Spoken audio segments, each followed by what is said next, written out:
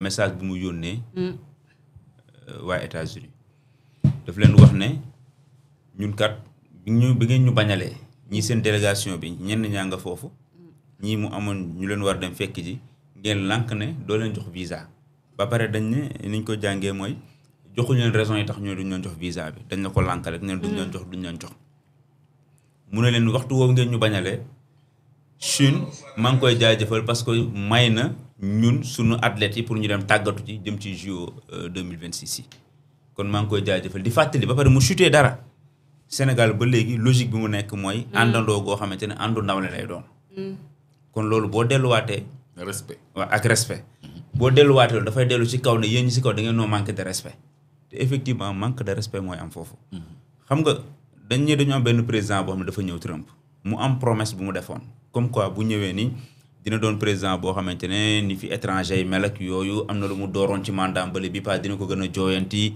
promesse boobu ci la nekk fi ñu toll nii. moo tax Los Angeles di tàkk xam naa. voilà Los Angeles ñu ngay manifester ak yu ni mel et puis dafa am état yoom sax dañu duñu coopérer ak ASN kii boobu police boobu waaw bi juglu ci wàllu immigration parce que am na état yoom dañoom duñ coopérer duñ leen jàppale ak yu ni mel léegi ñoom ñu ne comme du ngeen coopérer ñu dañuy gën a déployer ñëw ci état yooyu pour gën a mën a def suñu liggéey. C'est pour dire que ni ñu amee indépendance yeeg pas indépendance autant pour moi ni ñu amee benn autonomie plus ou moins état yi benn par benn ni ñu ko defee par rapport à l'état central bi nga xam ne Trump moo ko yor léegi nag président bu ni mel ku imprévisible. Mais est-ce qu'on a aussi essayé de comprendre parce que lu ma lay Cheikh Ousmane pourquoi ñenn ci basketteuses yooyu refusé na leen aussi ce visa. parce que dañoo seppi sans motif la. loolu refusé sans motif non validé rek. validé dañ lay wax na la nga matal kayit yëpp taxul ñu may la. maanaam nga matal li la laaj affaire bi taxul ñu may la. xam nga foofu la problème bi nekk. bu doon dañ ne la yéen kat seen kayit yi yéen bu ngeen demee nag mais dañ ne la non non. ils ne donnent pas d'explication validé lu ñu la boo demee ñu naan visa bi noonu lay demee. buñ la mayee dañ lay téye sa passeport ne la accordé nañ la ko après ñu wax la nombre bi ñu la may buñ la mayul tamit dañ lay jox delloo la sa passeport ne la demal duñ fa nekk naa laan waaw parce que yow joxoo ñu confiance parce que fale yow nangam ak nangam dama ñibbi lañ la wax mayuñu la visa léegi loolu boo ko defee ñoo xamante ne tey stage dañ fa doon defe ji mu leer nañu ay sportive la ñu war nañu mën a ñëwaat loolu pour man am na niveau yoo xam ne nit ki bu ngeen di jëflante njàpp war na mën a am yenn jéggalante ak yenn compréhension am seen diggante mais soo demee ba seen diggante yow da ngay def toujours le gendarme da ngay woon toujours ne man maa féete kaw da ngay woon toujours ne man maay kilifa gi kooku day baax benn moment nga ne ko hey man nag man tamit nit laa nag du ma nangu ku may dëggat di ma joggat loolu mooy message bi xam nga dafay baax parfois nit ki du question que ne moo may jox chaque jour ndékki du question que ne chaque jour yaa may jox mburu ba soo xëyee tey jii war maa jox mburu woo ma ba ma ñëw ngoyu ma si naaj bi xëccaat ma fële dawloo ba ma sonn nga ñëw di jëla mburu mi sama dignité ñàkk naa ko. mais finalement ñàkk dignité boobu ak jëlal mburu boobu la parce que man je me demande sax lan moo nekkoon besoin stage de 10 jours wala jóge aussi di dem États-Unis pour def fa kii nii. bari na. voilà man question boobu lay laajte. vous pouvez répondre aussi Cheikh Ousmane lan mooy pertinence bi en fait. xam nga bu ñuy wax. parce que le premier ministre nee na am nañ ay infrastructures voilà le premier ministre nee na am nañ ay infrastructures nécessaires. mais amoo. boo amee infrastructure maam nécessaire bi amul contenu nécessaire bi. comment ça looy oowee contenu. xam nga buñ ne sa équipe nationale da nga leen yóbbu benn stage de préparatoire. yaa ngi wax ay nu mu tudd maanaam ay coach yaa ngi wax ay conseil yaa ngi wax du matériel mais dans un environnement boo xam ni. fédération bi amu ko. waaye foo xamee. yow ban salle nga am boo xam mun nga fa yóbbu sa joueur basket yi ñu dem préparer fa yow da nga ko xam fii salle ban la. Dakar Arena. non Dakar Arena pour jouer la c'est-à-dire stage de préparation. dafa am ay matériel. ay coach am ñoo xam c'est des professionnels. lii mooy seen métier. tous les pays le font loolu du question de grande puissance ou pas. tous les pays mais loolu tous les pays le font. c'est un pays de basket aussi. c'est-à-dire loolu tous les pays le font. léegi États-Unis boo ñëwee ci wàllum basket mais moo gën a développer le Sénégal junni yoon. kon matériel yi fa nekk amu fi xam savoir faire bi fa nekk amu fi. léegi nag yow amul benn. nu mu tudd équipe buy waaj compétition te du def regroupement. gars yi dem entraîner ci tàggat seen bopp. mais loolu rek a tax nga demoon yóbbu dafa mel ni sa mbëru làmb yi am combat dem États-Unis préparé wu. donc kon on n'a pas les infrastructures nécessaires cher Ousmane loolu dafa mel ni comme tamit daa ngi remettre en question li nga xam ne moo nekk ndax am neen les infrastructures nécessaires comme on n'a pas les infrastructures nécessaires. xam nga infrastructure nécessaire. Oui. en fait dafa xaw a vague. voilà kon on n'a pas les ndax infrastructures infrastructure yu ñu nécessaires. joué basket ngay wax wala ndax infrastructure yu ñu tàggatoo laaj la. débat leen yéen ñaar. non débat non la. non man damay poser question. xam nga premier débat ministre xam nga xam nga bu ñu infrastructure nécessaire Dakar Arena ñëpp xam nañ ni mi ngi ci standard international bi pour jouer mais ndax salle ak équipement ak matériel bi nga soxla pour tàggat sa équipe am na fi. daf fii am mais nga jéggi ko dem par exemple salle de musculation bu moderne am na fi. mais n'empêche da ngay gis mbër mu dem États-Unis préparé wu. donc il y a beaucoup de choses yoo xam ne aussi wax nañ ko liggéeyaat pour ñu gën a am li nga xam ne moo nekk. même boo ko liggéeyee même boo ko liggéeyee du tere nit dana jóge fii dem si biti. pour préparer combat wala pour préparer match wala pour préparer compétition. loolu moom day am. et cette visite du premier ministre Ousmane Sonko ñu éponge gi wax ci rek balaa ñuy dugg si le débat loolu en Chine loolu est-ce que tamit wanewul carrément les nouvelles orientations aussi politico-économiques du Sénégal. waaw il faut ñu xam ne suñu diggante ak Chine diggante bu yàgg la. bu ñu gëstoo mi ngi daté 1971. ba tey ñi ngi jëflante. en 2016 si la nekk partenaire global stratégique. boo xam ne am na suñu diggante ak Chine. mu am ay infrastructure ak financement yu bëri yoo xam ne ñu ngi koy def Sénégal yenn yi sous forme de prêt la doon. yooyu le mën nañ ci boole ay bus yoo xamante Dakar Dem Dikk réceptionné na ko.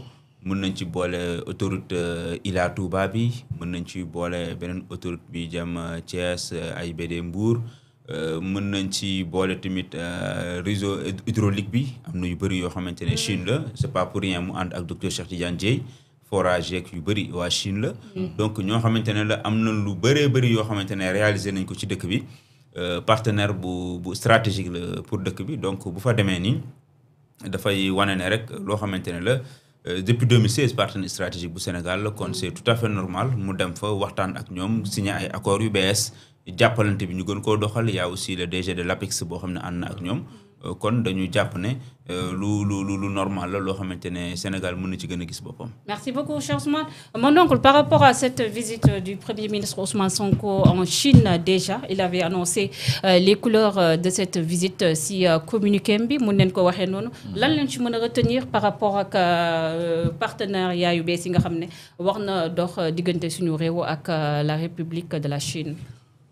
waaw xam naa ñu ci félicité wu rek gannaaw bi président bi demee au début de son mandat en Chine en visite officielle si à sa suite le premier ministre dellu Chine ak une délégation du secteur privé parce que yóbbu na au moins 16 représentants du secteur privé sénégalais 16 ci li ma xam donc loolu dafa nekk benn démarche bu gën a pragmatique parce que c'est une visite économique une visite de travail, une visite de recherche de partenariat dans des domaines assez diversifiés.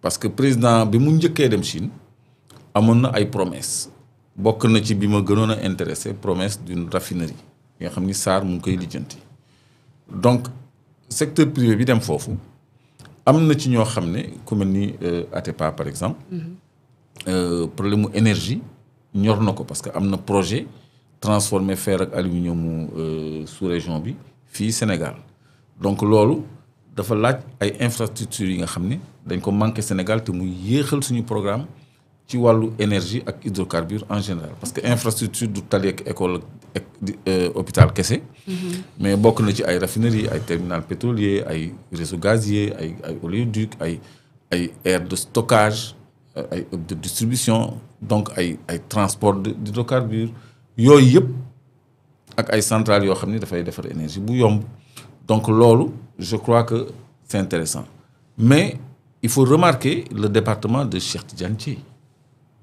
parce que le programme de transfert d'eau au Sénégal c'est l'un des programmes mais capitaux ñi nga xam ne ñooñu war a génnee ci ndóol bi parce que ndox bi du pour naan kese mais bu fekkee ni mën nañu revitaliser les vallées fossiles comme ça a toujours été un vœu ci président yi ko jiitu yëpp te mujjul sotti parce que y a eu le projet du canal du Cayor y a eu le projet du canal du Baol yooyu yëpp mujjul aboutir mais su fekkee ni ñoom ci seen nouvelle politique publique dañu morceler Sénégal en 8 pôles économiques ba noppi bëgg adossé au secteur primaire que porte principalement l'agriculture mënuñu wax agriculture sans eau ci dëkk boo xam ni 3 mois maximum de pluie la kon ce programme de transfert d'eau il est primordial pour booster l'agriculture parce que yàlla may nañu ay suuf yu arable maanaam yu naat am nañu eau de surface bu bëri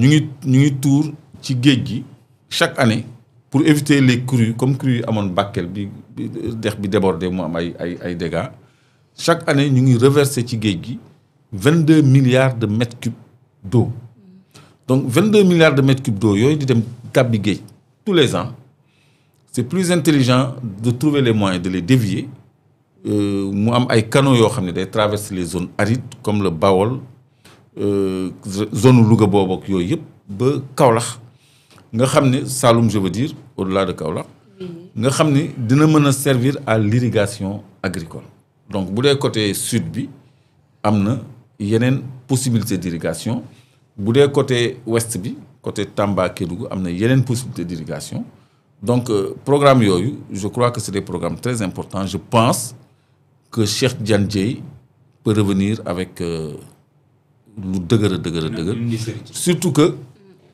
actuellement il a déjà commencé à travailler avec les Chinois donc ça va renforcer cette coopération ça va ouvrir de nouveaux partenariats et de nouvelles voies de financement et loolu c'est tout bénéf pour le Sénégal donc le fait que secteur privé bi dem man loolu laa ci gën a rafetlu parce que les politiques ils vont signer les accords mais les contrats de mise en œuvre d'unités industrielles ou d'infrastructures c'est le secteur privé qui le fait kon aussi bien ni ko premier ministre defee président de la République suy demati ci ay visites yu mel nii je crois que secteur privé bi lu ci am solo la je l'avais déploré bi premier ministre demee Guinée Sierra Leone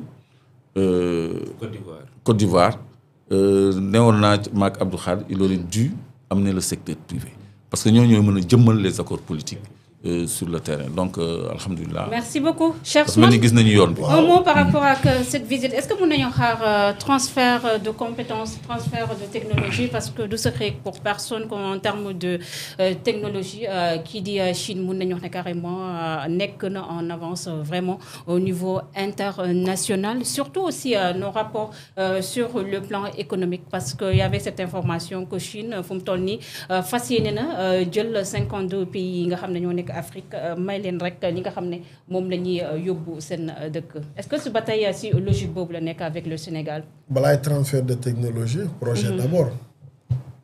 projet mun fa tukkee te gëm naa ne projet dana fa tukkee. am naa njort ci wàllu infrastructure ne projet dana fa tukkee ci visite premier ministre. xam naa ni daal sërite bi dana bëri buy jógee ci. bu fekkee lépp jaar na yoon war na indaale sërite bu amoon solo. Chine en matière d'infrastructure daf ci am benn avancée bu extraordinaire Sénégal bëri na infrastructure ay projets yoo xam soxla na ko. continuité autoroute à péage bi projet la chemin de fer bi projet la yeneen ak yeneen projet la. yooyu gëm naa ni bu opportunité bi taxawee le premier ministre dana ko saisir. Chine mun nañu xaar mu nekk fu mu toll nii partenaire bu gën a am solo pour le Sénégal bu ñu xoolee aussi nos relations avec la France mun nañ ne carrément nekkatul nu mu nekkee woon rawatina aussi les autres pays comme les États-Unis avec nouvelle politique bi nga xam ne Trump commencé na ko def aussi à travers l'Afrique. xam nga États-Unis déjà seen décaissement gaawut. États-Unis day xëy dégg rek mais seen aide lu ndaw la. parce que non seulement le président dafay promettre mais lépp lu le président di promettre dafay jaar ci congrès bi. Oui. te congrès bi la majeure partie dañ koy bloqué.